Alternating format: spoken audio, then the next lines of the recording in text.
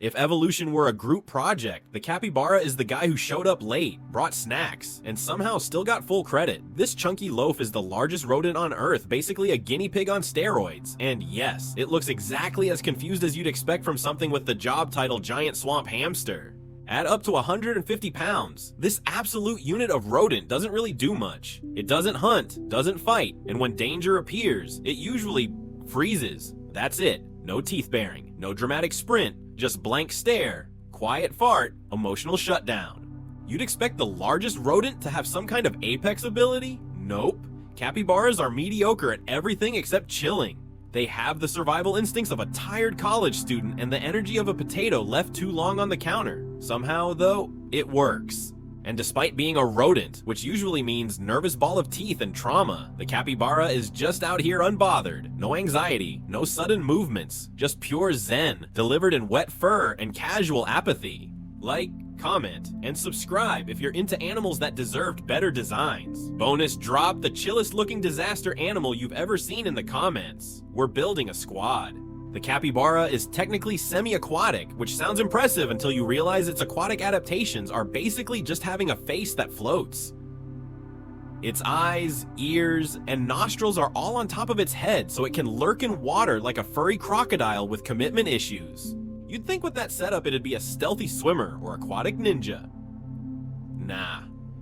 It just sits in the water like a bloated pool noodle, slowly paddling around like it's on vacation from caring.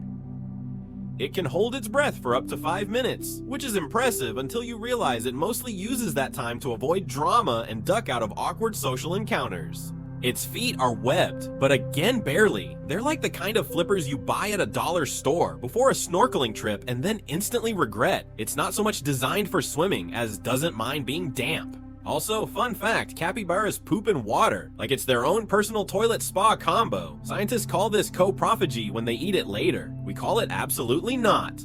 So yes, it's built for water, in the same way a couch is built for naps. If there's one thing capybaras are famous for, it's being everyone's emotional support animal, whether they signed up for it or not. Birds, monkeys, turtles, literal caimans have all been seen casually hanging out on capybaras like it's some kind of floating public bus that never charges a fare. But don't mistake this for altruism. Capybaras aren't out here promoting interspecies harmony. Nah, they just don't care enough to say no.